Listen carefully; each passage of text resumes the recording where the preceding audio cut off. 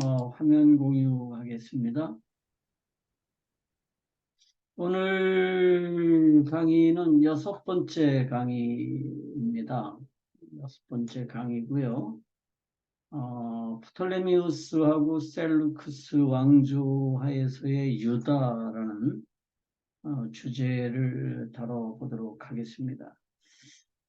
이제 그 알렉산더가 죽고 나서 심각한 내분이 일어났다고 그랬죠. 그래서 내분이 이제 정리가 되면서 지난 어제 네 개의 왕국으로 정리가 됐다고 그랬습니다. 리미쿠스, 그다음에 프톨레미우스, 그다음에 그 셀루크스, 그다음에 또 하나가 뭐지?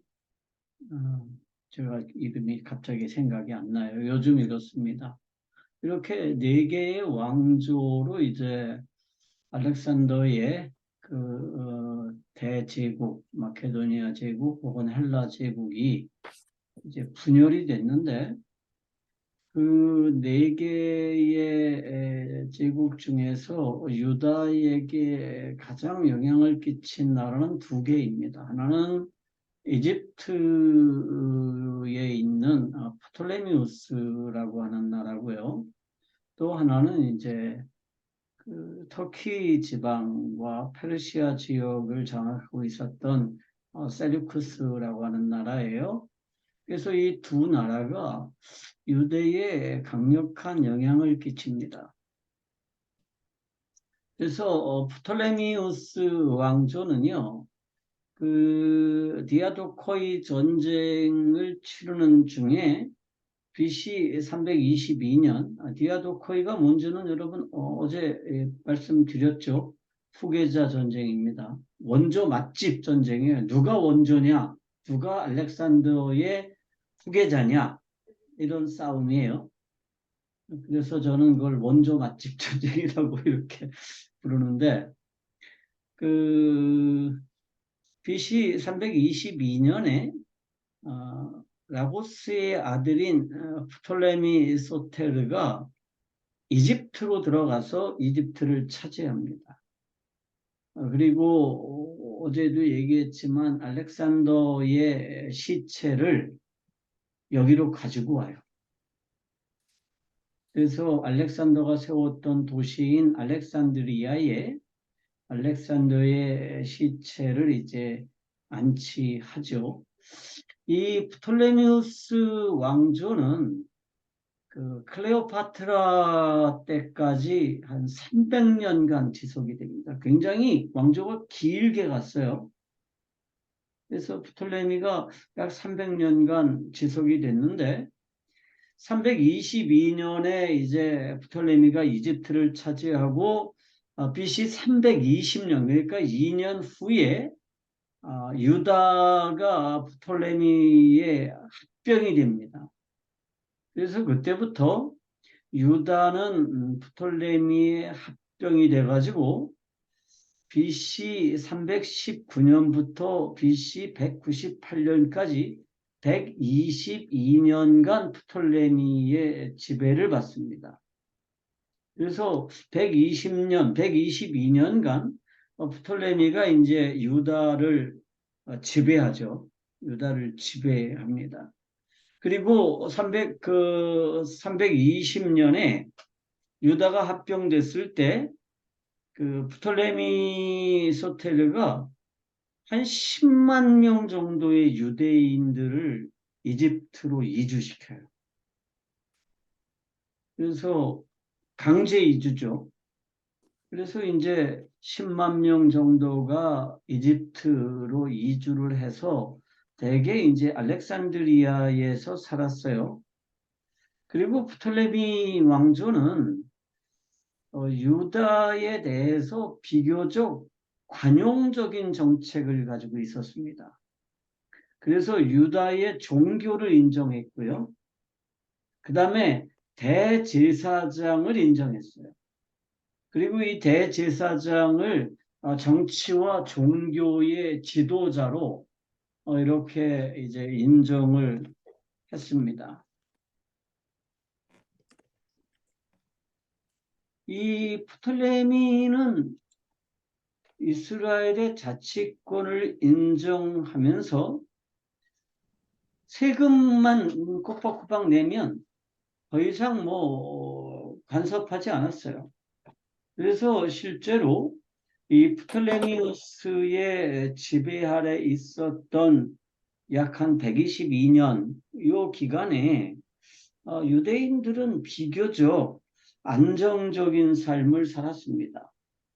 그러니까 이집트에 끌려간 사람들도 안정적인 삶을 살았고 또 그 예루살렘을 주변으로 유다에 살던 사람들도 비교적 안정적인 삶을 살았어요. 누렸어요. 그때 어떤 일이 생겼느냐 하면 이제 프톨레미우스 소테르 1세가 죽고 나서 프톨레미 필라델포스라고 하는 왕이 등극을 했는데 이게 이제 프톨레미 왕조의 두 번째 왕입니다. 이 왕이 굉장히 중요해요. 프톨레미 필라델포스. 왜냐하면 이 필라델포스가 아주 대단한 일을 몇 가지 했는데 그 중에 하나가 뭐냐 하면 알렉산드리아를 건설한 겁니다.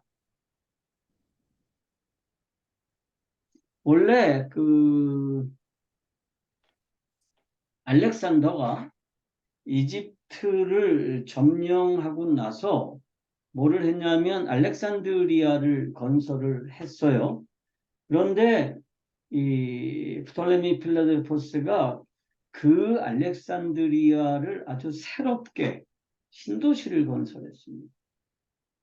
그리고 거기에 어마어마한 사람이 살았어요. 당시에 몇 명이 살았느냐? 100만 명이 살았습니다. 그러니까 BC 뭐 320년경 이때니까요. 이게 우리나라로 따지면 어느 시대죠?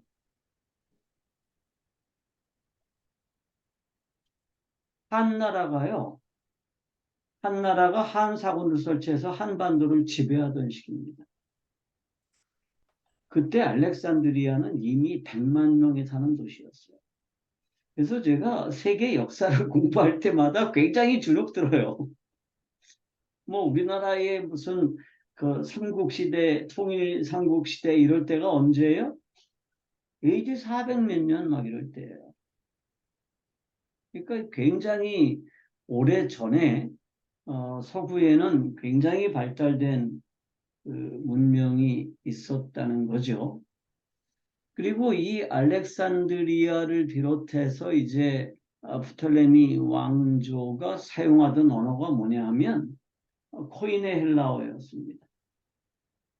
그러니까 이집트에 있는 나라니까 이집트어를 쓸 것 같은데 kop트어는 잘 안 쓰고 다들 코인의 헬라어를 썼고요. 유대인들도 알렉산드리아를 중심으로 해가지고 거기서 상업에 종사를 했는데 대부분 이 코인의 헬라어를 썼습니다. 그러다 보니까 문제가 생겼어요. 어떤 문제가 생겼느냐 하면 유대인들이 자기 후손들에게 말씀을 가르쳐야 되는데 애들이 히브리어를 모르는 거예요. 그리고 자기들도 히브리어를 안 쓰다 보니까 히브리어로 말씀을 자식들에게 가르쳐 줄 수가 없게 됐어요. 그런 상황이 됐습니다. 그런데 필라델포스가 어떤 계획을 세우느냐 하면 알렉산드리아에 최고의 도서관을 짓겠다라고 하는 계획을 가져요. 그래서 BC 320년 이때 알렉산드리아에 거대한 도서관이 하나 세워집니다. 그래서 고대의 도서관으로 유명한 도시가 두 군데가 있어요. 하나는 알렉산드리아고요. 또 하나는 아시아, 소아시아의 다소라고 하는 지역입니다. 다소가 어딘지 아시나요? 바울의 출생지예요. 그래서 거기에도 굉장한 도서관이 있었어요. 근데 알렉산드리아 도서관이 더 컸습니다. 그런데 이 알렉산드리아 도서관을 이제 구상을 하면서 데메트리우스 바레리우스라고 하는 사람을 이제 도서관장으로 임명을 했는데 이 사람이 별명이 있어요. 하늘이 낸 도서관장이라는 별명을 가지고 있습니다. 그러니까 지금까지 역사상 가장 뛰어난 도서관장이었는데요. 이 사람이 30만 권의 도서관을 장소를 비치한 그런 도서관을 이제 만들기로 작정을 하고 그 도서관을 이제 건축하기 시작을 합니다. 그런데 필라델포스가 그런 이제 의견을 해요. 예루살렘에 하나님의 말씀이라고 하는 굉장히 중요한 경전이 있다는데 히브리어로 되어 있는 그 경전을 우리 도서관에 좀 비치할 수 있으면 좋겠다. 그러니까 필라델푸스가 그런 말을 하니까 데메트리우스가 그러면 기왕에 그거를 코인의 헬라어로 번역을 해서 히브리어 그 원전하고 코인의 헬라어를 다 비치합시다. 그렇게 의견을 냅니다. 그래서 그것을 이제 헬라어로 번역을 하죠. 그걸 우리가 70인역이라고 그럽니다. 그래서 당시에 예루살렘의 대제사장이 엘르아살이라는 사람이 대제사장을 맡고 있었는데 필라델포스가 엘르아살에게 직접 요청해요. 우리가 이런 계획을 가지고 있는데 이 번역을 할 수 있는 사람들을 예루살렘에서 좀 보내줘라. 그래서 그 12지파에서 6명씩을 선발해가지고 이집트로 보냈다고 그래요. 알렉산드리아로. 그러면 72명이잖아요. 근데 유대인들은 뒤끝자리를 생략해요. 그래서 이제 70인역이 됐습니다. 70인역은 이제 굉장히 중요한 문명사적으로도 중요하고 또 기독교에서도 굉장히 중요하고요. 뭐 그렇습니다. 그래서 이게 어떻게 탄생됐느냐 하면 조금 전에도 설명했지만 프톨레미우스 2세의 정책이 있었습니다. 문명화 정책이에요. 그러니까 전 세계를 그리스의 문명으로 물들이겠다. 그런 계획을 가지고 있었습니다. 그래서 우리가 이집트의 왕 그러면 뭐를 먼저 생각해요? 파라오를 생각하잖아요. 절대 군주. 그런데 이 프톨레미의 왕들은요, 그런 개념이 별로 없었고요. 그리스 사람들이었거든요. 그래서 그리스 문명에 대한 굉장한 이해찬론자고 그리스 문명으로 세계를 물들이겠다. 그런 생각을 가지고 있었습니다. 그래서 문명 국가를 지향을 했어요. 거기에다가 이제 유대인들의 현실적인 필요도 있었죠. 조금 전에도 설명했지만 알렉산드리아에 살고 있는 이 유대인들에게 시브리어는 이미 죽은 언어예요. 그러다 보니까 시브리어를 아는 사람도 없고 시브리어를 읽을 수 있는 사람도 없고 자식들에게 시브리어 성경을 가르쳐 줄 수 있는 방법이 없었어요. 그런데 이 사람들은 알렉산드리아에서 여전히 뭐를 했어요? 회당을 중심으로 해가지고 자기들의 유대교를 유지하고 있었단 말이에요. 회당을 중심으로 해서 유대교를 유지하고 있는데 히브리어로 되어 있는 모세오경을 아무리 읽어도 이게 못 알아듣는 거예요, 자식들은. 히브리어를 모르니까. 예루살렘에 있는 사람들도 마찬가지예요. 그러니까 예루살렘에 살고 있던 사람들도 아람어를 쓰거나 코인의 헬라어를 썼어요. 히브리어를 안 썼어요. 그래서 성경은 뭐로 돼 있어요? 히브리어로 돼 있으니까 성경을 낭독하면 그 성경을 듣고 레위 사람들이 뭐 해줘요? 통역을 해줬습니다. 그래서 에스라서에 보면 에스라가 이제 율법책을 낭독하니까 레위인들이 뭐라고 그래요? 각자 그 율법책을 설명해 줬다고 그러잖아요. 그게 통역했다는 뜻이에요.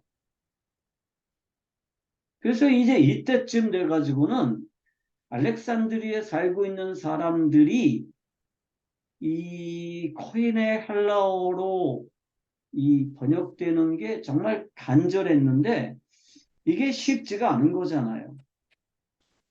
그러니까 이거 번역을 하려고 그러면 첫째 뭐를 잘 알아야 돼요? 히브리어를 잘 알아야 돼요. 거기다 히브리적인 문법이라든지 문학이라든지 문화라든지 역사에 대한 조예가 깊어야 돼요. 그리고 헬라어를 잘해야 돼요.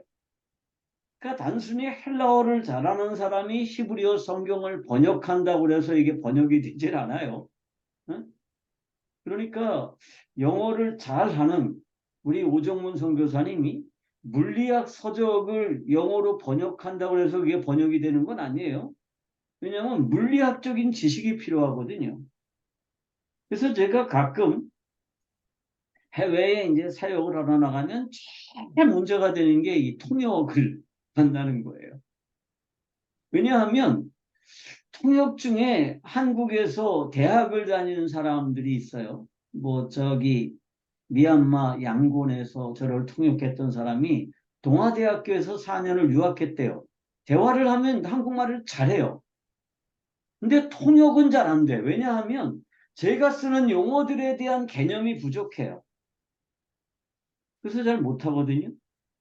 사실은 지난 그 7월 3일부터 매주 월요일마다 그 중국인 제자들을 위한 중국어로 번역되는 통역되는 이 성경적인 세계관 강의를 하기로 했었는데 통역을 하기로 했던 사람이 새카맣게 잊어버리고 있었어요. 그리고 도저히 바빠서 안 된대 9월 달까지는. 그래서 이제 대만에 살고 있는 그 다른 선교사님을 통해서 그 화교 사모님을 소개받았는데요. 제가 미루작을 했어요. 3주 미루작.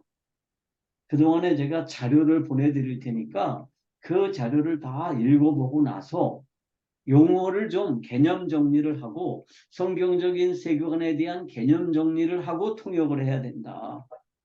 그래야 통역이 되는 거죠. 그러니까 번역도 마찬가지예요. 70인경 뭐 그냥 아무나 뭐 그 헬라어 잘하는 사람이 번역하면 되는 게 아니에요. 뭐를 해야 되느냐? 시브리적인 개념이 확실해야 되고 시브리어, 시브리 문법, 시브리 문화, 시브리 역사에 아주 탁월해야 돼요. 그래야 번역을 할 수 있는 거죠. 근데 그런 사람들이 실업자일까요? 아무 일도 안 하고 놀까요? 아마 굉장히 바빴을 거예요. 응? 그러니까 그 바쁜 사람들을 데려다가 일을 시키려고 그러면 공짜로 구본식 목사는 돈 안 받고 하죠. 지금은 3만 원씩 받아요. 근데 그 3만 원 뭐 저한테 다 오는 것도 아니죠. 근데 이 70인역을 번역하는 사람들은 아마 공짜로 번역하지 않았을 거예요. 그리고 아무나 할 수도 없어요. 그리고 이게 개인적으로 이 번역 좀 합시다 그래서 되는 게 아니고요. 또 유다라는 그 나라의 힘으로는 이 번역 작업을 할 수가 없어요. 그런데 하나님께서 프톨레미우스 델푸스 이 사람의 마음을 감동시켜서 그 뛰어난 학자들을 알렉산드리아로 초청을 해서 모든 비용을 왕이 부담했어요. 그래가지고 이 번역본을 완성했습니다. 제가 강의 첫날도 얘기했지만 이 70인역이라고 하는 이 코인의 번역 성경이 있기 때문에 뭐가 가능해졌냐 하면 기독교의 존재가 가능해졌습니다. 그러니까 모든 사람들이요, 그 코인의 헬라어로 번역되어 있는 구약 성경을 가지고 있었고 읽고 있었기 때문에 모든 설교자들의 용어가 어떻게 됐을까요? 통일되어 있었습니다. 그러니까 베드로가 쓰는 말, 바울이 쓰는 말, 그 문자로 기록된 거는 다 코인의 헬라어로 기록이 됐거든요.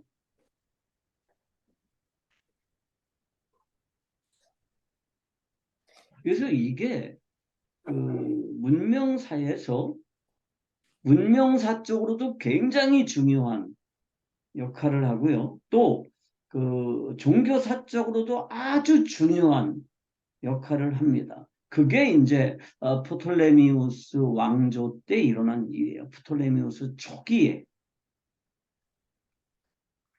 그때 그 사본으로 한 텍스트가 뭐냐면 알렉산드리아 사본입니다. 그러니까 이 알렉산드리아 사본은 몇 가지 설이 있는데 이 번역자들 그 70인의 장로들이 번역했다고 그러잖아요. 그 번역자들이 자기가 가지고 있던 그 사본들을 가지고 왔을 거다. 그렇게 설명하는 분들도 있고 알렉산드리아에 오랫동안 유대인 공동체가 형성돼 있어서 그 사람들이 가지고 있던 사본일 수도 있다. 뭐 그렇게 얘기를 하지만 어쨌든 70인역의 텍스트는 알렉산드리아 사본입니다. 그 알렉산드리아 사본을 이제 헬라어로 번역을 했죠. 그런데 시간이 지난 뒤에 유대인들은요, 이 70인경을 사용하지 않아요. 그러니까 72경을 굉장히 싫어했습니다. 왜 싫어했냐면 이 70인경이 기독교를 변증하는데 이 코인의 헬라어 성경이 쓰여졌잖아요.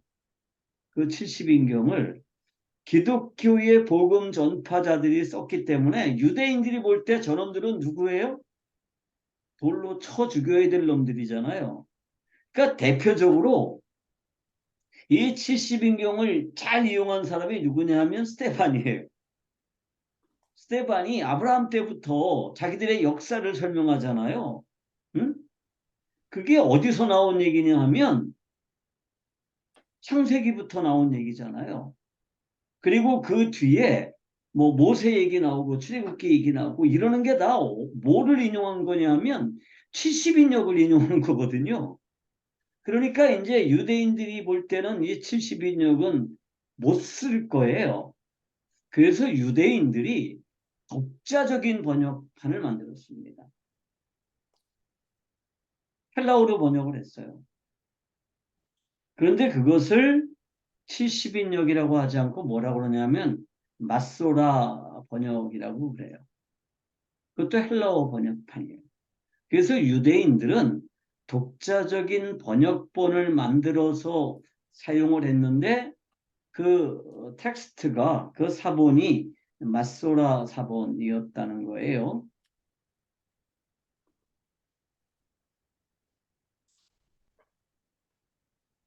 그리고 이제 또 다른 번역본이 하나 있습니다. 그것을 우리가 탈굼이라고 그래요.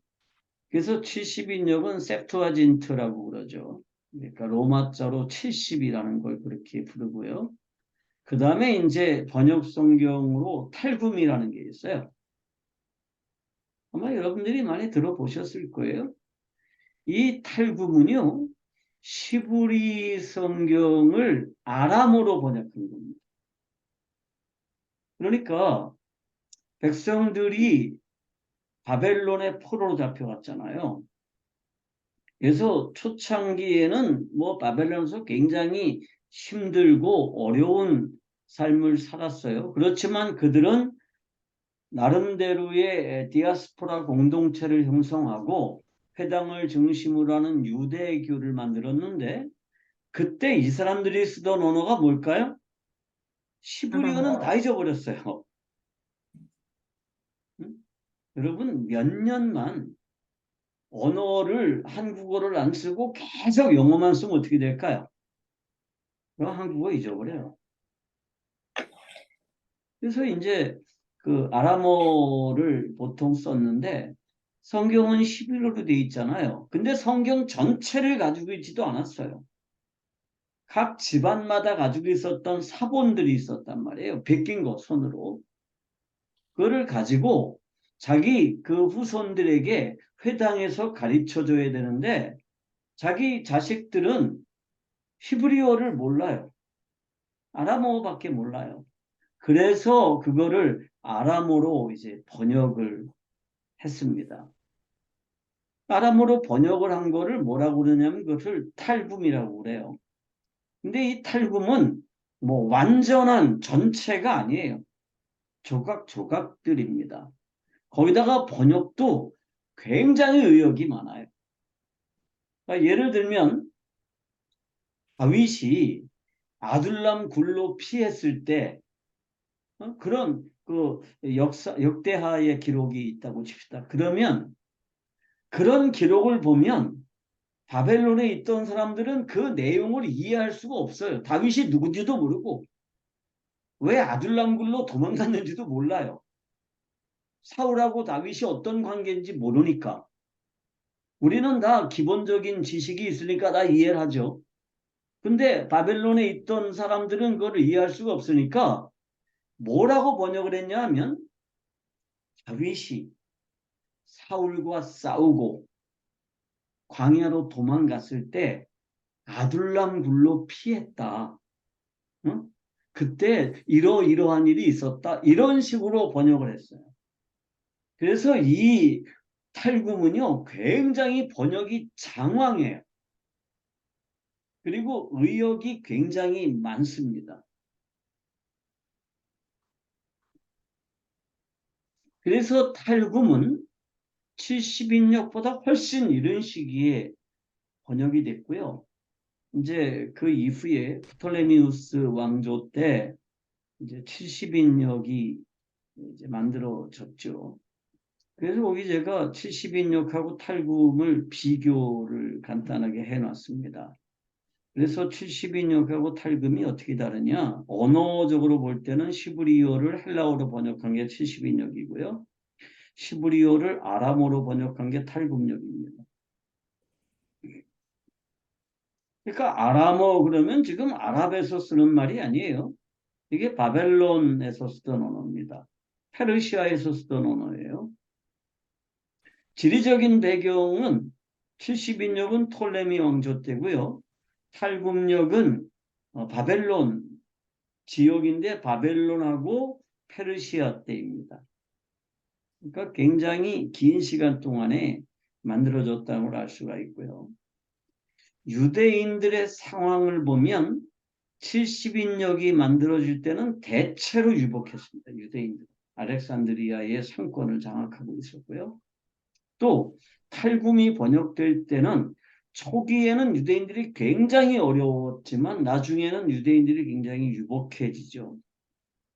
문체를 보면 70인역은 직역이 많아요. 그리고 문자적인 번역이 많습니다. 왜냐하면 70인역을 번역한 장로들이 어떤 생각을 가지고 있었을까요? 그 성경은 하나님의 말씀이잖아요. 이 하나님의 말씀을 이방의 언어로, 이방인들의 언어로 번역을 하는 거예요. 그러니까 최선을 다해서 하나님의 말씀을 직역하려고 그랬습니다. 그래서 직역이 많고요. 문자적인 번역이 굉장히 많죠. 대표적인 예로 이제 뭐 그 얘기는 안 해도 되겠네요. 근데 탈굼은 대체로 의역이 많습니다. 그래서 셀류쿠스가 이제 굉장히 긴 시간 동안 122년 동안 222년인가요? 긴 시간 동안 유다를 통치했다고 그랬는데 122년이네요. 122년이라는 긴 시간 동안에 이제 유다를 통치를 했습니다. 어? 음,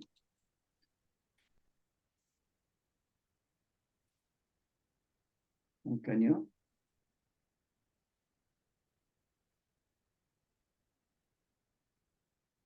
음. 그런데 그 톨레미우스하고 셀류쿠스가 갈등을 일으킵니다. 갈등을 일으키는데 셀류쿠스 왕국의 안티오쿠스 3세가 등극을 합니다. 이때가 BC 223년이에요. 그러니까 프톨레미우스 왕국을 세운 지 100년쯤 지난 뒤입니다.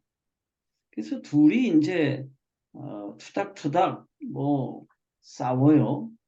그래서 셀류쿠스가 프톨레미로 쳐들어가기도 하고 또 프톨레미가 셀류쿠스로 쳐들어가기도 하고 뭐 그런 이제 갈등 구조가 생겨요. 그럴 때 유다가 어떤 태도를 취하느냐 하면 셀류쿠스를 지지합니다. 원래 유다는 프톨레미우스 왕국에 속해 있었거든요. 그러니까 프톨레미우스의 지배를 받았고 그 프톨레미우스의 지배 아래에서 비교적 평안했는데 왜 그랬는지 모르겠지만 하여튼 셀류쿠스 지지로 돌아섰습니다. 그리고 프톨레미우스를 축출했어요. 그래서 이 셀류쿠스 왕국은요, 유다에게 굉장한 특혜를 베풀어 줍니다. 하나는 유다의 신앙과 율법을 공식적으로 인정해 줘요. 너희들 그 종교 우리가 인정할 테니까 그 종교를 지키면서 살아. 율법대로 살아. 이렇게 해줬고요. 또 3년간 세금을 감면해 줬습니다. 이거 대단한 특혜죠. 예를 들어서 우리나라의 뭐 어느 지역에 뭐 지진이 났다. 그러면 국가에서 베풀어주는 제일 큰 혜택이 뭐예요? 1년간 세금 면제 뭐 그런 거잖아요. 그러니까 여기는 3년간 이제 세금을 면제해 주겠다고 약속을 하고 예루살렘의 도시와 성전을 재건하도록 돕겠다고 약속을 합니다. 이게 그 셀루쿠스 안티오쿠스 3세가 이제 등극하면서 일어난 일이에요. 그런데 셀루쿠스의 중요한 이제 문제들이 생깁니다. 그래서 아까 얘기했지만 그 안티오쿠스 3세가 등극한 게 BC 223년인데요. BC 190년이 되면 안티오쿠스 3세가 로마하고 전쟁을 벌여요. 그런데 로마하고 전쟁을 벌이는 원인 중에 하나가 한니발 때문이에요. 카르타고의 한니발이 로마와의 전쟁에서 패배하고 이 셀루쿠스로 망명을 와 있었거든요. 그래서 셀루쿠스는 자기들이 로마와 전쟁을 하면 한니발의 원래 고향인 카르타고가 로마를 공격해 줄 것으로 알았어요. 그런데 카르타고의 해군력은 이미 로마한테 개박살이 나가지고 이런 표현 써도 되나? 하여튼 그래서 카르타고가 로마를 공격할 수가 없었어요. 응? 그래서 세르쿠스가 집니다. 두 번이나 져요. 로마를 두 번이나 로마하고 전쟁을 하다가 두 번 다 패배를 해요. 그래서 로마가 어떻게 하느냐 하면 첫 번째로 셀류쿠스의 해군을 다 해체시킵니다. 해군이 없으면 이탈리아로 쳐들어갈 수가 없죠. 셀류쿠스에서. 그러니까 출발하면 두로나 시돈 항구에서 내려가야 되는데 육도로 가려면 엄청나게 힘들어요. 알프스를 넘어야 됩니다. 그러니까 어떻게 하느냐 하면 해군력을 이용해서 로마로 가야 되는데 그래서 아예 로마가 해군력을 해체시켜 버립니다. 그래서 셀류쿠스는 해군이 없어져요. 근데 그걸로만 끝난 게 아니라 엄청난 배상금을 물립니다. 15,000달란트의 배상금을 물리거든요. 여러분, 그 한 달란트가 얼마예요? 금 34kg입니다. 한 돈이 얼마죠? 3.4g이에요. 한 돈에 요즘 얼마예요, 돈이? 금이? 30만 원쯤 간다 그러더라고요. 근데 34kg이면 얼마죠, 한국 돈으로?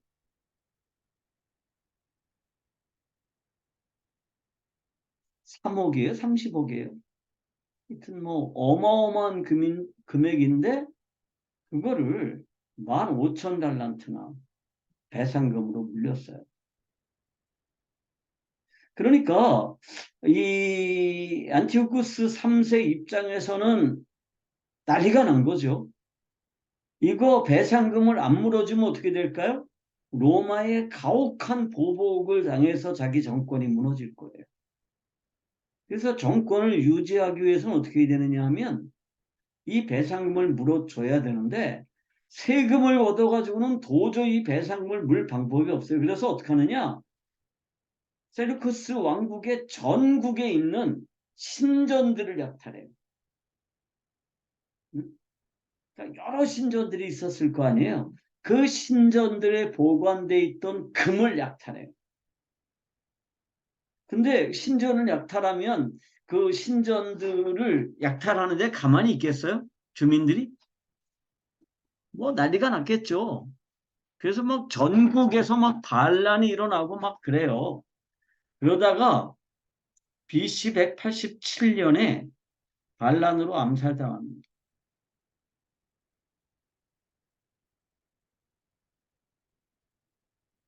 그래서 안티오쿠스 3세가 BC 187년에 그러니까 190년에 그 로마와의 전쟁에서 지고 3년 후에 이제 반란이 일어나고 암살을 당합니다.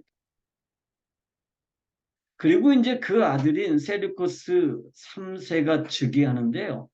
여전히 뭐를 해야 되죠? 이 배상금을 물어내야 됩니다. 근데 신전들을 다 털어먹었어요. 근데도 안 돼. 그러니까 마지막 남은 신전이 뭘까요? 예루살렘에 있는 성전입니다. 그래서 예루살렘에 있는 성전을 강탈했어요. 그래서 성전에 와가지고 거기 있는 금들을 다 뺏어가려고 이제 성전으로 군대를 보냈는데 뭐 유대인들이 워낙 강력하게 반발을 하니까 그걸 못했어요. 그리고 이 세르쿠스 3세도 결국은 암살당해서 죽습니다. 그러니까 이 모든 게 누구 때문이에요? 돈 때문입니다. 로마 때문이에요.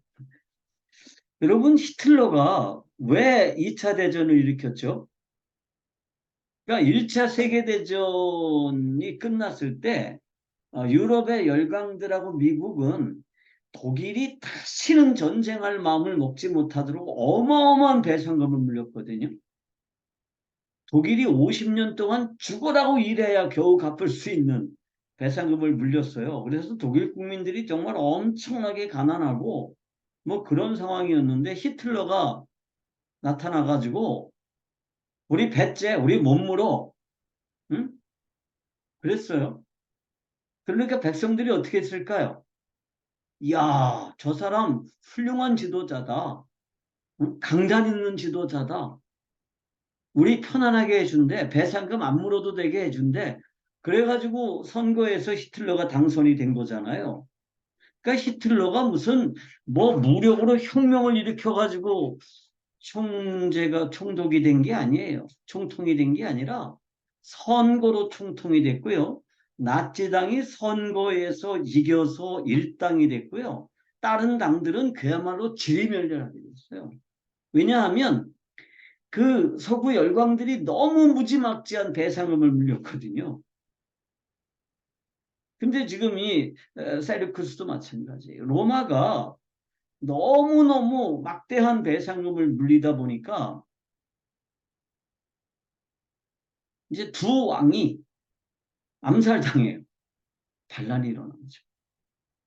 그리고 막 신전들을 막 해요. 그러니까 거기 있는 그 셀루크스 왕국의 주민들에게는 얼마나 가혹하게 세금을 거뒀겠어요.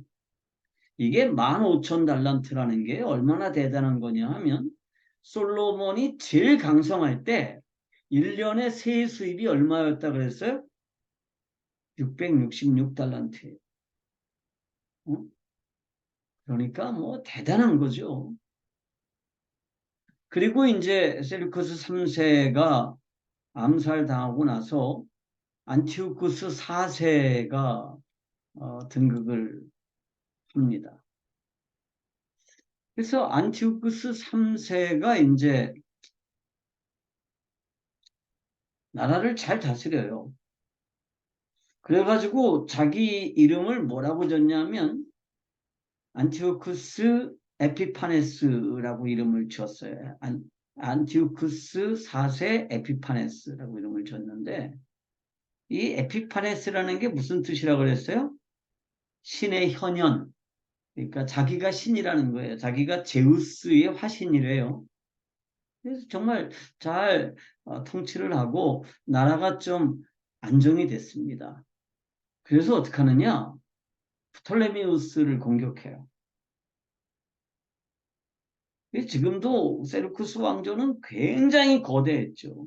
굉장히 거대했는데 거기에 만족하지 않고 프톨레미우스를 이제 정복해야 되겠다고 그래요. 자기 그 조상들의 소원, 수건 이걸 이루겠다. 그래서 이제 전쟁을 시작합니다.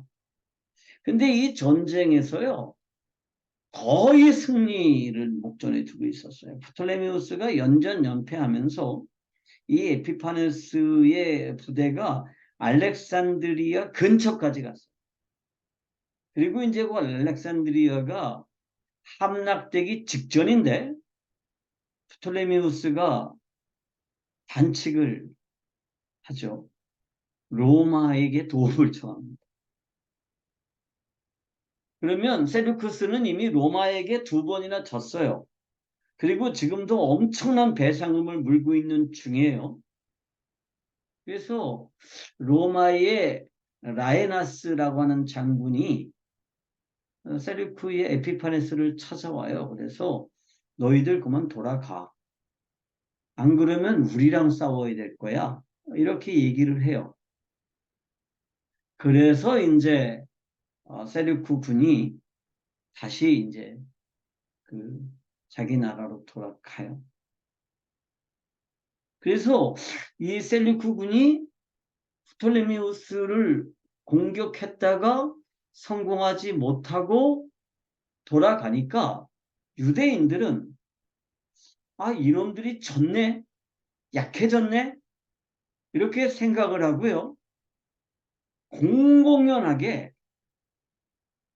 반세르크파들이 집권을 합니다.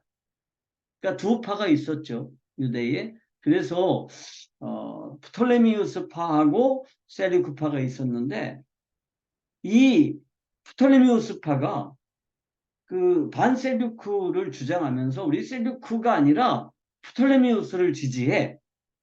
이렇게 해서 유다 전체가 이제 프톨레미우스 편으로 돌아서요.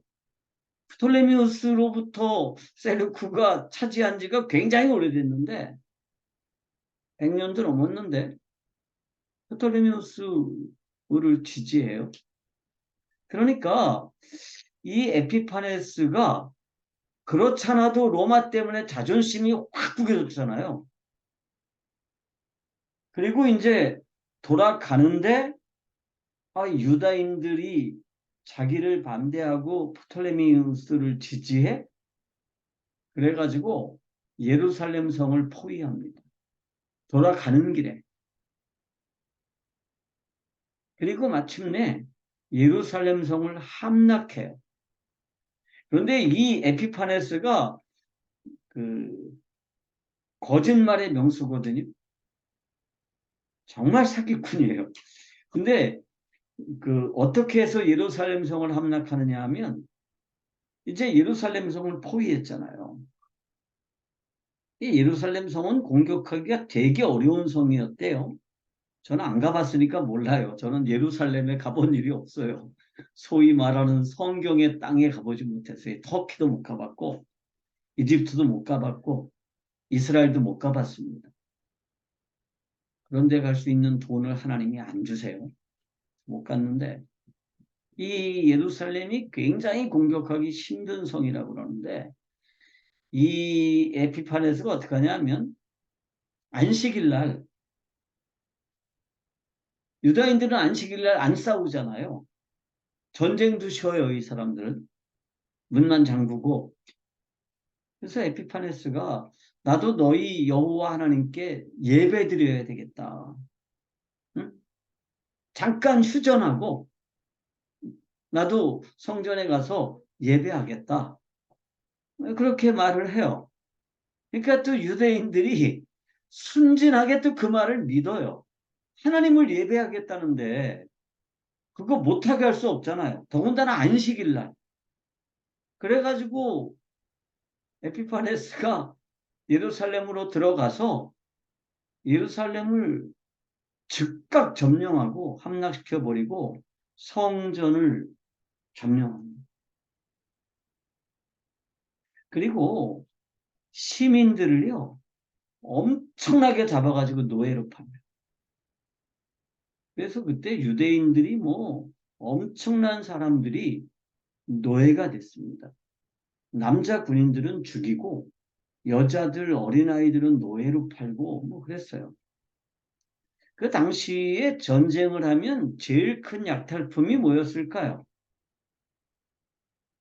금, 은, 땅 이런 건 아니에요. 제일 큰 그 약탈품이 뭐냐면 사람이에요. 사람을 잡아서 노예로 파는 게 제일 수지 맞는 장사거든요. 그래서 이제 예루살렘 사람들이 유대인들이 이제 뭐 아주 대거 노예로 팔리고요. 그 다음에 이제 에피파네스가 어떻게 하냐면 성전을 모독합니다.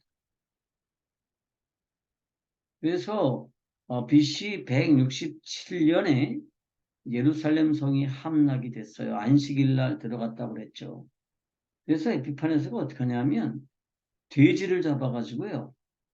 그 지성소 안에 뿌려버려요. 그리고 성소에 제우스 상을 세우고요.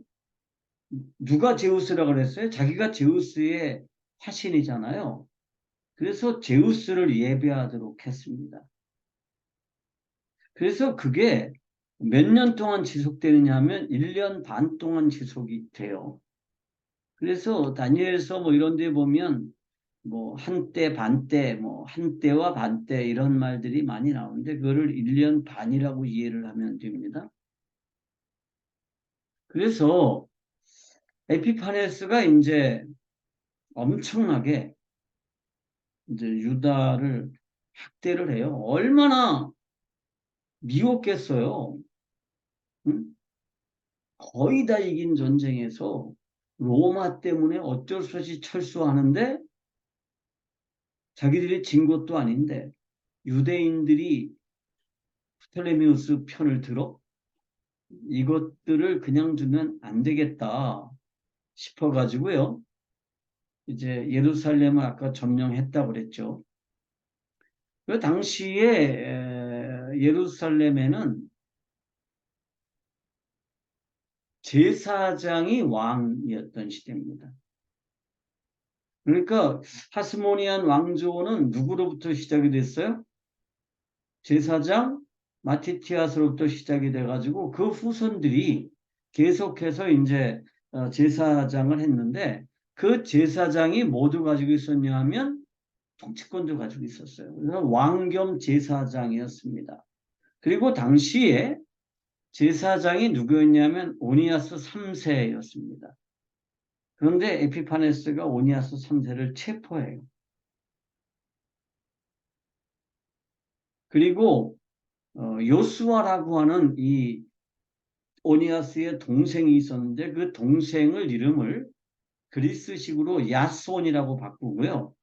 그 사람한테 440달란트의 뇌물을 받고 그 사람을 제사장으로 임명합니다.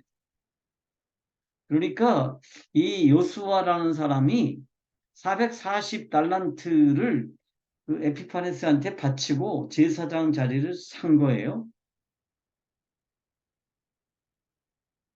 그런데 얼마 후에 BC 172년에 메델리우스라고 하는 사람이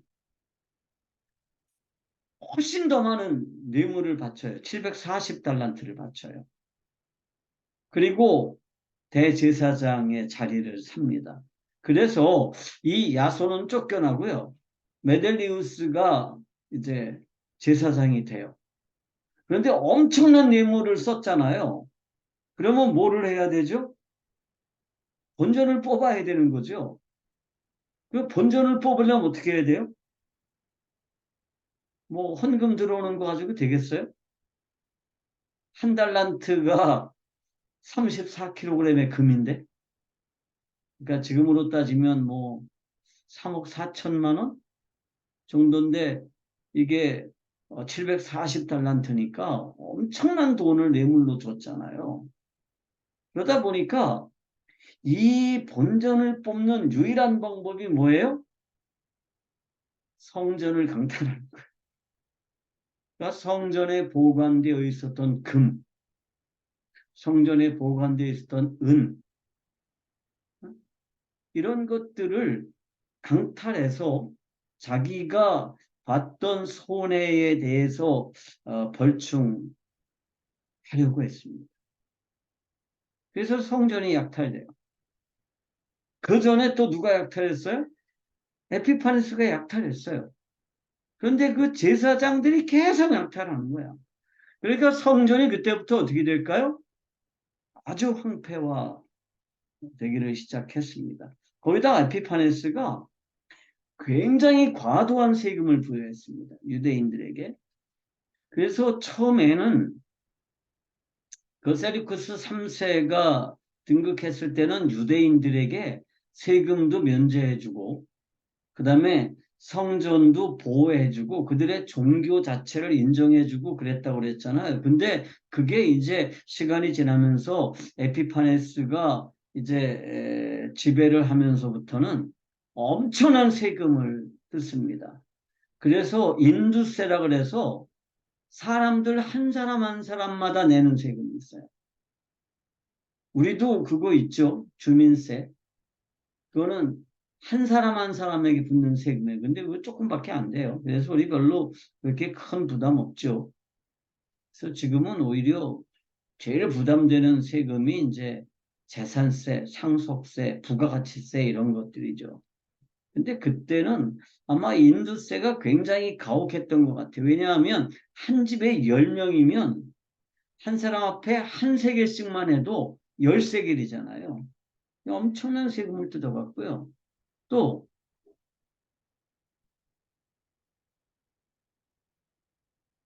성전세를 뜯어갔습니다. 그 다음에 여기 재앙세라고 그랬는데 재앙세이 아니고 재산세예요. 아니, 재앙세? 나도 모르겠네. 이건 제가 나중에 알아보겠습니다. 그래서 세금을 엄청나게 뜯어갔는데 어느 정도 규모로 뜯어갔냐면 당시에 주업이 농사였잖아요. 그러니까 추수하는 곡식의 3분의 1을 세금으로 들었어요. 그러니까 한 33% 정도 세율이었던 거죠. 근데 그때는 그게 굉장히 가혹했습니다. 지금 우리도 세금 전체 수입의 한 30% 정도 세금으로 내죠. 부가가치세 10% 내고, 그 다음에 근로소득세 내고, 재산세 내고, 뭐 의료 뭐 급여에 필요한 세금 내고, 국민연금 내고 그러면 한 30% 이상 돼요. 거기다가 상속세가 엄청나죠. 상속세율은 제가 알기로는 세계 최고입니다. 한국이. 거기다가 이 사회에서 생산되는 소금에도 세금을 부과했어요. 그러니까 세금을 아주 악랄하게 뜯어갔죠. 거기에다가 에피파네스는 성직을 매매하고 과도한 세금을 부여했을 뿐만이 아니라 과도한 헬라화를 시도했습니다. 유대인들을 헬라인으로 만들어야 되겠다라는 생각을 했어요. 그래서 안식일을 금지시켰습니다. 그래서 다른 사람들하고 다르게 유대인들은 안식일이 되면 일을 안 해요. 근데 에피파네스가 안식일 그거 지키지 마. 안식일을 지키면 어떻게 한다? 사형에 처한다. 그리고 실제로 이 안식일을 지키다가 죽은 유대인들이 굉장히 많습니다. 또 하나는 할례를 금지시켰어요. 그러니까 할례라는 게 뭐예요? 하나님의 백성이라고 하는 징표예요. 왜 할례를 받죠, 사람이? 제가 성경적인 세계관 세우기 할 때 이 말씀을 드렸을 것 같은데 인간들은 하나님 앞에 반역죄를 저질렀어요. 그죠? 그래서 반역죄를 저지른 그대로는 하나님 앞에 나갈 방법이 없어요. 그래서 하나님 앞에 나가려면 어떻게 해야 되죠? 내 목을 잘라서 나가야 돼요. 그리고 반역죄를 저지른 상태에서는 절대로 하나님의 백성이 될 수가 없어요. 그런데 하나님의 백성이 되기 위해서는 어떻게 해야 돼요? 내 목을 잘라야 되는데 그러면 내가 죽어야 돼요. 그래서 어떻게 해요? 상징적으로 내 몸의 한 부분을 자르는 거예요. 그게 할례예요. 그래서 유대인들에게 있어서 할례라고 하는 거는 하나님의 백성이라고 하는 표징이에요. 할례를 안 받으면 뭐예요? 하나님의 백성이 아니에요. 그래서 유대인들은 이 할례를 뭐 굉장히 중요하게 여겼다고 그랬죠. 그래서 난지 8일 만에 할례를 베풀었다고 그랬습니다. 그런데 에피파네스가 할례를 금지시켰어요. 그리고 이제 할례를 주잖아요. 난지 8일 만에 할례를 주면 어떻게 했냐면 그 할례 받은 아이를 죽였어요. 그리고 엄마를 십자가에 매달았는데 아이를 목에다가 걸었어요. 아이를 죽여서. 그 갓난 아이를 죽여서 엄마 목에다 매달고 엄마를 십자가에 매달았습니다. 그러니까 이 아주 악랄하게 이제 학대를 했죠. 그리고 율법의 소지 및 율법을 지키는 것을 금지시켰습니다. 율법대로 살면 이제 안 되는 거예요. 11조 이거 안 돼요. 뭐 회당 예배 이거 안 돼요. 안 돼요. 그래서 이제 철저하게 학대를 했어요. 그리고 이제 사람들에게 네가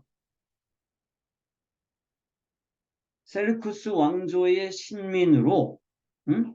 충성스럽냐 그렇지 않느냐를 판가름하는 게 뭐냐 하면 네가 여호와라고 하는 그 신을 믿으면 너희는 이 셀루쿠스의 백성이 아니야.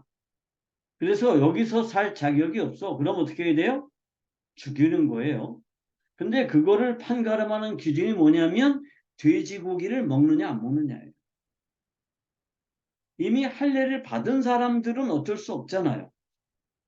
그래서 네가 하나님을 믿느냐? 그러면 에피파네스에게 충성하지 않잖아요. 에피파네스가 제우스의 현현인데. 그래서 에피파네스인 그 제우스를 믿느냐? 아니면 여호와라고 하는 그 하나님을 믿느냐를 판가름하는 기준이 뭐냐? 돼지고기를 먹느냐 안 먹느냐예요. 그래서 모든 사람들에게 돼지고기를 먹게 했어요. 근데 유대인들이 안 먹겠죠? 그러니까 어떻게 했냐 하면 군인들이 거리마다 집집마다 돌아다니면서 돼지고기를 먹였어요. 그리고 거절하면 죽였습니다. 엄청나게 많은 사람들이 죽었어요. 누가 많이 죽었을까요? 여자들도 많이 죽었어요. 왜 죽었을까요? 자기 아들에게 할례를 베풀고 돼지고기 먹는 거 거절하고 그러다가 많이 죽었어요. 여러분 히브리서 11장에 보면 믿음의 열전에 그 여자들 얘기 나오잖아요. 응? 믿음으로 구차히 살고 형벌을 두려워하지 않고 목숨을 두려워하지 않고 죽었다. 그게 이제 요때 얘기입니다. 그러다가 이제 유대인들의 저항 시작되죠. 그래서 그 이제 그런 게 한참 진행되고 있을 때 예루살렘 북쪽에 한 8km 정도 떨어진 곳인데 거기에 모데인이라고 하는 지역이 있습니다. 이 모데인에 마티티아스라고 하는 제사장이 있었습니다. 아주 늙은 제사장이에요. 그런데 마티티아스가 그 세르크스의 군인들이 돼지고기를 가지고 와서 억지로 먹게 하는데 누구부터 먹이느냐 하면 제사장부터 먹였습니다. 마티티아스가 나는 못 먹겠다. 나는 안 먹는다. 응? 그리고 거절했어요. 그러니까 다른 제사장이 이제 대신 먹으려고 돼지고기를 받았는데 마티티아스가 그 제사장을 죽여버려요.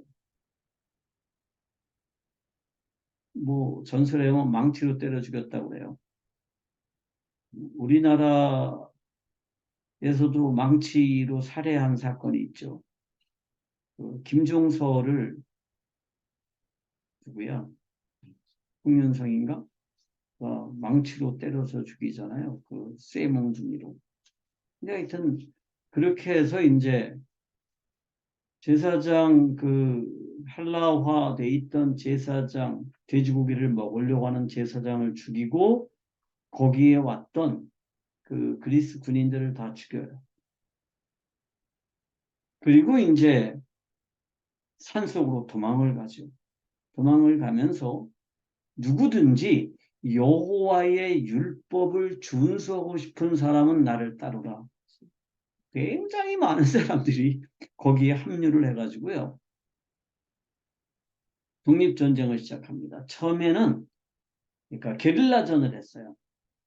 그러니까 산속에 숨어 있다가 소수의 인원이 무슨 뭐 무기고를 급습한다든지 뭐 그리스 분들의 주둔지를 급습한다든지 뭐 이런 전쟁을 했는데 이게 규모가 점점 더 커지고요. 그리고 이제 그 마티티아스가 166년에 죽는데 죽고 난 뒤에 셋째 아들이 유다 마카비라는 사람이 이제 그 뒤를 이어요. 근데 이 마카비는 전술의 천재예요. 그래서 불과 5천 명의 그 부하들을 거느리고 5만 명의 그리스 군대를 깨부시기도 하고 막 그래요. 그래서 그리스 군대가 연전연패해요. 그리고 유다 마카비가 2번 전면전에서 이기고 나서 예루살렘을 탈환합니다. 그리고 뭐 했을까요? 성전을 수리해요. 그래서 그 성전을 수리한 날을 뭐라고 그러냐면 수전절이라고 합니다. 그러니까 우리가 신약 성경을 읽다 보면 예수님이 수전절에 어디로 가세요? 예루살렘에 가시잖아요. 그 수전절이 언제 시작이 됐냐 하면 BC 665년, 4년 요때쯤에 이제 예루살렘을 수복하고 유다 마카비가 성전을 수리하고 난 뒤에 그때 이제 대대적인 축제를 벌이거든요. 그리고 그게 유대인들에게 계속해서 축제로 내려와요. 그것을 뭐라 그러냐면 하누카 축제라고 합니다. 그래서 제가 어제 얘기했죠. 유대인들에게 되게 중요한 축제가 두 가지. 그러니까 뭐 유월절 뭐 이런 거 빼고요. 그런 거 말고 역사적인 축제가 두 개가 있습니다. 하나는 불임절, 그리고 하나는 한우카예요. 그래서 요한복음 10장 22절을 한번 보고 갈까요? 예수님이 수전절에 어떻게 하셨는지. 요한복음 10장 22절입니다. 누가 한번 읽어주실래요?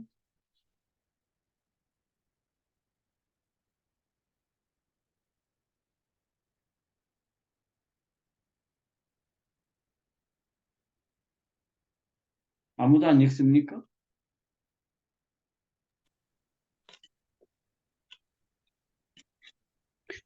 예루살렘의 수전절이 예루살렘을 때는 겨울이라 예수께서 성전한 솔로몬 행각에서 거니시니 유대인들이 에워싸고 이르되 당신이 언제까지나 우리 마음을 의역하게 하려 하나이까 그리스도이면 밝히 말씀하소서 하니 예수께서 대답하시되 내가 너희에게 말하였을 때 믿지 아니하는도다. 내가 내 아버지의 이름으로 행하는 일들이 나를 증거하는 것이거늘 너희가 내 양이 아니므로 믿지 아니하는도다. 내 양은 내 음성을 들으며 나는 그들을 알며 그들은 나를 따르느니라. 여기 보면 이제 수전절에 예수님께서 성전 안에 있는 솔로몬 행각에 계셨다라고 하는 얘기를 하고 있죠. 그 수전절이 이제 한우카 축제 기간이었습니다.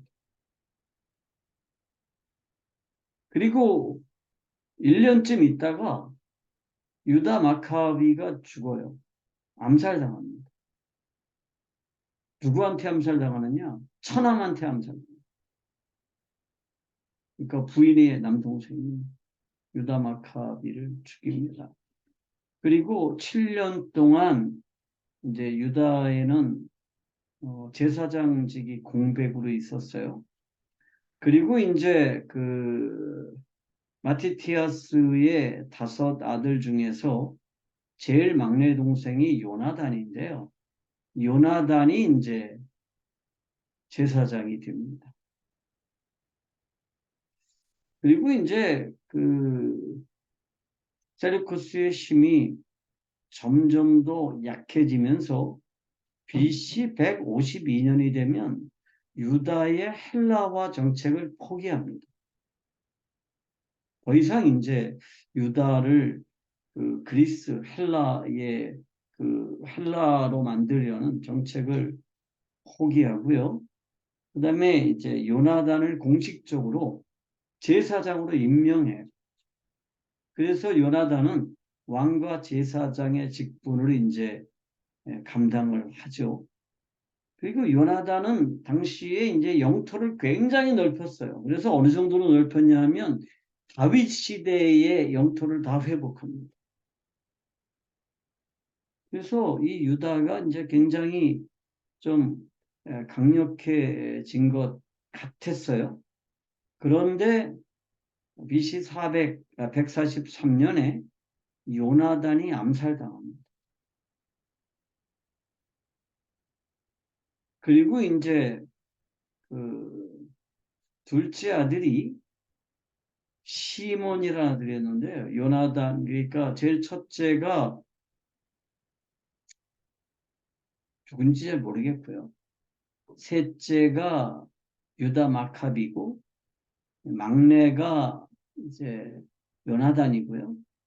그 다음에 그 막내가 죽고 나서 둘째가 시몬이라는 사람이었거든요. 나이가 많았어요. 이 시몬이 이제 제사장이 됩니다. 그런데 나이가 많은 데 비해서 굉장히 뛰어난 정치력도 있고요. 뭐 그랬어요. 그래서 셀루커스 메데트리우스 2세라는 사람이 유다를 완전히 정치적으로 독립시켜줍니다. 독립국으로 인정해요. 그 전까지 유다는 그 셀루커스의 속국이었죠. 그래서 유다가 이제 완전한 독립국으로 이제 인정됐는데 그때가 BC 143년이고요. 그 80년간 유다는 이제 독립국가가 됩니다. 그래서 그 유다가 계속 셀루크스의 지배 아래 있다가 로마가 셀루크스를 멸망시키고 나서 유다가 뭐 없어지고 그런 게 아니고요. 셀루크스 왕조가 이제 힘을 잃고 난 뒤에 한 80년 정도 이 하스모니안이라고 하는 왕조가 세워져 있었습니다. 그 하스모니안 왕조가 마카비 가문의 왕조예요. 그래서 이제 완전한 독립국가를 유지하고 있었죠. 그리고 그때부터 유대인들은 이 하누카 축제를 벌였어요. 하누카 축제는 불의 축제예요. 불의 축제인데 이렇게 촛불을 켜서 이제 축제를 벌인다고 그래요. 근데 원래 이 메노라라고 하는 거는 예루살렘 성전에 있었던 거는 금초대가 몇 개죠?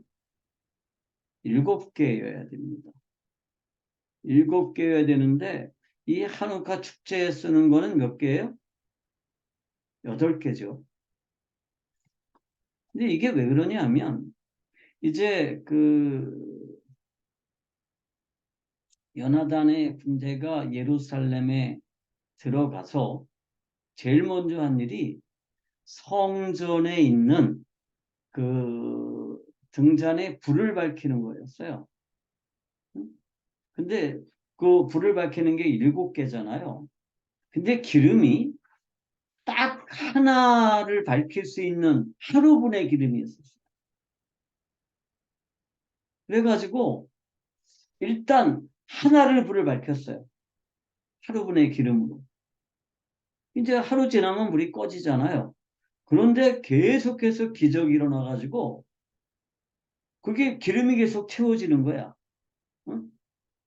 그리고 또 기름이 많아져가지고 두 번째 등잔에도 불을 붙이고 또 기름이 많아져서 세 번째 등잔에도 불을 붙이고 그래서 8개의 등잔에 불을 붙였는데 이게 꺼지지 않고 탔다는 거예요. 그래서 왜 우리 그 복음성가 중에 그런 거 있잖아요. 뭐 등잔불을 밝혀라. 뭐 그런 거 있잖아요. 기름을 채워라. 이게 아마 하누카 축제에서 유래된 거로 제가 이렇게 알고 있습니다. 그래서 지금도 유대인들은 이 한우카 절기가 되면 8개의 촛대에 불을 밝히고 가족들이 함께 다 즐거워합니다. 이 한우카 축제가 아까도 얘기했지만 수전절을 기념하는 축제라고 그랬습니다. 세르쿠스 왕조가 이제 결국 멸망해요. 그래서 원래는 이 셀류쿠스가 헬레니즘 문화의 중심지 역할을 했었습니다. 그런데 셀류쿠스의 특징이 있어요. 제국은 굉장히 많은 피지배 계층이 있었다고 그랬잖아요. 많은 민족들이 모여서 제국을 형성하는데 그 제국을 형성하고 있는 민족과 지방 정권 이런 것들을 인정하고 조화를 이루어 나가야 돼요. 그래 그게 제국이 유지되는 방법인데 이 셀주크스는 피지배 계층의 문화를 다 무시하고요. 그리스화하는 정책을 썼습니다. 그러면서 그 셀루크스 왕조에 있던 사람들의 마음이 다 떠났어요. 그래가지고 이 셀루크스가 점점 더 약해지면서 이 동부 지역, 그러니까 인도 접경 지역, 그 파키스탄, 아프가니스탄 이쪽 지역을 그 인도의 마우리아 왕조를 창건한 찬드라 굽타에게 줘요. 그러니까 뺏기는 거죠. 힘이 없어서. 그리고 이 페르시아 땅 대부분을 그 파르티아 제국에게 넘겨줍니다. 그리고 결국은 BC 63년에 멸망해요. 그래서 셀루쿠스는 역사에서 사라집니다. 톨레미는 어떻게 해서 사라지느냐 하면 프톨레미 왕조에서 아주 위대한 왕 중에 하나가 프톨레미오스 12세라는 왕인데요. 이 왕이 죽어요. 그리고 그게 51년에 일어난 일인데 3년 후에 카이사르가 루비콘 강을 건너서 로마로 돌아오잖아요. 근데 그 카이사르는 그럴 수밖에 없었죠. 왜냐하면 폼페이우스하고 크라수스가 이 카이사르를 제거하려고 그랬고요. 로마의 원로원이 이 카이사르 제거에 동의했거든요. 그래서 카이사르는요, 거기서 잡혀서 죽느냐, 아니면 로마로 쳐들어오느냐, 이 두 개의 갈림길에 놓여 있었어요. 그때 카이사르가 어떻게 해요? 로마로 들어오죠. 루비콘 강을 건넙니다. 이 루비콘 강을 건넜다고 하는 게 무슨 뜻이냐 하면 로마는 이제 제국이니까 전 그 다른 나라로 군대들이 원정을 나가잖아요. 음? 그리고 전쟁을 하고 돌아올 때 루비콘 강을 병사들은 못 건너요. 누구만 건널까요? 장군만 비무장으로 건너요. 무장한 채로는 루비콘 강을 건너서 올 수가 없어요. 부하들을 데리고 못 와요. 그런데 카이사르가 자기 군단, 육군단을 다 무장시킨 채로 로마로 들어오죠. 그때 로마를 장악하고 있었던 사람이 누구냐면 폼페이우스예요. 이 폼페이우스는 군사적인 영웅이었는데 폼페이우스가 늙어가지고 그런지 좀 판단력이 좀 떨어져가지고 굉장히 굼뜨게 행동을 해요. 카이사르가 루비콘을 건너서 로마로 오는데 폼페이우스는 어떻게 하냐 하면 느릿느릿 자기 군대를 모아요. 그래서 카이사르의 2배의 군대를 모읍니다. 그런데 그 피르살루스라고 하는 곳에서 폼페이우스의 부대가 아주 다 녹아 없어져요. 카이사르에게 대패를 합니다. 그리고 폼페이우스는 어디로 가냐면 이집트로 도망가요. 이집트로 도망가서 이집트에서 다시 한번 재기할 기회를 노렸는데 토레모이오스 13세가 폼페이우스를 살해하죠. 그래서 이 군사적인 영웅이요, 정말 허무하게 죽어요. 그리고 BC 47년에 카이사르가 이집트에 상륙합니다. 폼페이우스의 장례식을 치른다라는 명목이었어요. 자기 그 적인데 사실은 삼두정치를 하면서 폼페이우스하고 크라수스하고 셋이 공동의 정부를 꾸렸었잖아요.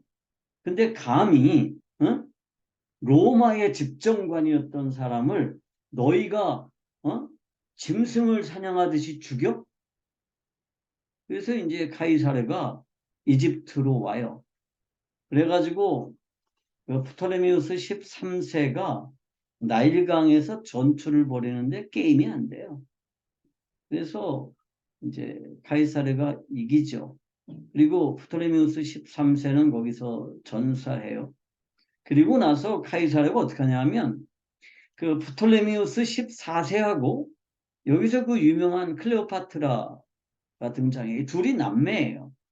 그래서 클레오파트라가 누나고 프톨레마이오스 14세가 동생이에요. 근데 이 둘이 공동 통치자인데 아주 앙숙이었어요. 서로 못 잡아먹어서 어떻게 하면 저걸 죽이고 내가 이 프톨레마이오스 이 왕국을 지배할까? 이 생각에 아주 몰두하고 있었어요. 그래서 클레오파트라가 누구한테 가요? 카이사르한테 가가지고 카이사르를 유혹하죠. 그래서 카이사르와 자요. 그리고 클레오파트라가 로마에 갔을 때 카이사르 별장에 머물러요. 그리고 카이사르가 암살당해요. 그리고 안토니우스가 이제 옥타비우노스와의 전쟁에서 지고 이건 뭐 다음에 다시 설명할 텐데 이집트로 도망와요. 누구랑 같이 도망오냐면 클레오파트라로 도망와요. 근데 안토니우스가 죽죠. 그리고 클레오파트라는 독사에게 스스로가 독사가 자기를 물도록 해서 자살했다고 그래요. 그런데 클레오파트라가 죽기 전에 아이를 하나 낳아요. 그 아이가 누구의 아이냐 하면 카이사르의 아이예요. 그래서 그 아이의 이름을 뭐라고 졌냐면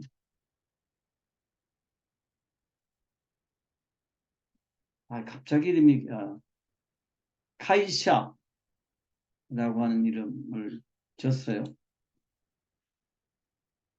그래서 어쨌든 이제 페르시아도 망하고 헬라도 망하고 셀루쿠스도 망하고 또 프톨레미우스도 망하고 로마가 이제 세계 최강자로 이제 올라서요.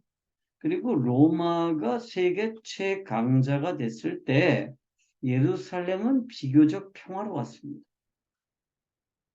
그때 예루살렘에 세 개의 파벌이 등장해요. 유다의. 그 파벌이 뭐냐 하면 사두개파, 바리새파, 에세네파가 있었습니다. 그 사두개파는 그 주로 제사장 계급의 사람들인데 제사장들만 있었던 건 아니고요. 그러니까 예루살렘의 부자들이 사두개파에 있었습니다. 부자들이. 그리고 이 제사장 그룹이 대부분이다 보니까 성전을 장악하고 아주 막대한 부를 쌌어요. 근데 이 사람들은 모세 오경 외에 구약을 다 부정했습니다. 선지서들을 인정하지 않았어요. 시가서들도 인정하지 않았습니다. 그리고 천사도 부정하고 부활도 부정했어요. 그래서 이 사람들은 현실의 삶을 중요하게 여겼습니다. 그리고 현실의 삶에서 모세 오경을 지키는 것. 그리고 모세 오경에서 중요한 게 뭐죠? 제사 드리는 것. 그래서 제사를 굉장히 중요하게 여겼고 이 성전을 장악하다 보니까 엄청난 부를 이제 축적을 했죠. 그 다음에 이제 바리새파가 있었습니다. 이 바리새파는 독립전쟁 때는 이 하스몬 왕조랑 협조했어요. 그런데 독립전쟁이 끝나고 난 뒤에 하스몬이 이제 왕조를 이루니까 거기에 반대하고 이제 갈라졌어요. 그래서 이 바리새라고 하는 것이 뭐 나뉘다, 뭐 구별되다, 갈라지다 그런 의미거든요. 그러니까 하스몬 왕조하고 이제 나뉘었습니다. 처음에는 같이 독립전쟁을 해서 싸웠습니다. 그리고 이 마카비 이 군대가 하스몬 저기 그 바리새파의 사람들에게 굉장히 큰 도움을 받았습니다. 하시딤들에게 도움을 받았죠. 그 하시딤들 중에서 일부분이 이제 그 하스몬 왕조를 반대하고 나갔습니다. 그 사람들은 구약의 전체를 인정했습니다. 부활도 인정하고 천사도 인정했죠. 그리고 사도 바울은 어떤 파예요? 바리새파라고 자기 스스로가 설명하고, 또 예루살렘에서 민중들에게 붙잡혔을 때 뭐라고 그래요? 한쪽은 바리새파고 한쪽은 사두개파라는 걸 알고 뭐라고 그래요? 나는 부활 때문에, 부활을 믿는 신앙 때문에 오늘 여기서 이런 고통을 당한다. 이런 말을 한마디 하니까 둘이 격렬하게 싸우죠. 사두개파하고 바리새파하고. 근데 바리새파는 민중들에게 지지를 받았습니다. 그래서 바리새파는 뭐 대부분 중산층들이었고요. 유대 민중들에게 광범위한 지지를 받았습니다. 그리고 또 한 파가 바리새파에서 분리된 파가 있습니다. 이 사람들은 아주 극단적인 극단 보수 극우라고 그래야 되나요? 그래서 쿰란 지역으로 들어가서 공동체를 유지하면서 굉장히 엄격하게 율법을 준수하면서 살았어요. 그게 예수님이 오셨을 때까지 계속됐습니다. 그런데 예수님이 이 모든 파벌들을 다 비난하죠. 바리새파, 사두개파, 그다음에 뭐 열심당, 뭐 다 비난해요. 열심당 얘기는 다음 시간에 하겠습니다. 왜 예수님이 이들을 비난했을까요? 사두개파도 나름대로 굉장히 중요한 역할을 했습니다. 왜냐하면 이 사람들이 유다를 독립시키는데 막대한 영향을 끼쳤거든요. 바리새파도 그렇습니다. 그리고 바리새파는 현실적으로도 굉장히 엄격하게 종교 생활을 했고요. 사두개파도 마찬가지입니다. 모세 오경을 철저히 지켰어요. 그런데 예수님이 이들을 굉장히 비난해요. 왜 그랬죠? 두 가지 이유가 있습니다. 이 사람들은요, 전부 자기의 의를 의지하려고 했습니다. 여러분, 우리가 하나님 앞에 나아가는데 누구의 의가 있어야 되죠? 하나님의 의가 있어야 돼요. 하나님의 의가 있어야 되는데 사두개파가 됐던 바리새파가 됐던 에세네파가 됐던 무슨 의를 가지고 하나님 앞에 나가려고 그래요? 자신들이 만들어낸 의. 그러니까 제사 제도를 통해서 만들어내는 의, 율법의 준수를 통해서 만들어내려고 하는 그 의, 엄격한 절제된 삶을 통해서 만들어내려고 하는 그 의를 가지고 하나님 앞에 나가려고 그랬어요. 그러면 누구의 의가 필요가 없는 거예요? 하나님의 의가 필요가 없어요. 예수님께서 복음 사건을 통해서 만들어주려고 하는 그 의가 필요가 없어요. 그래서 이 사람들은 자신의 열정은 대단했을지 모르지만 하나님이 누구신지, 하나님의 의가 무엇인지에 대해서는 관심이 없었던 사람들입니다. 그래서 예수님이 이들과 결별하고 이들을 비난했습니다. 처음에는 예수님도 이들하고 친하게 지냈죠.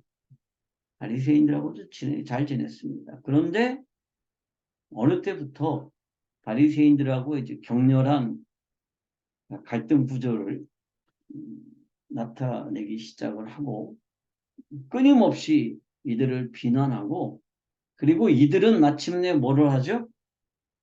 예수님을 죽이기로 그렇게 모의합니다. 그래서 예수님을 죽이는데 두 파가 연합해요. 사두개파와 바리새파가 연합을 합니다. 이 둘은 서로 왼수지간이에요. 서로 엄청나게 비난하고요. 서로 엄청나게 싫어하는데 예수님을 죽이는 데 있어서는 둘이 같이 공동 전선을 펴요.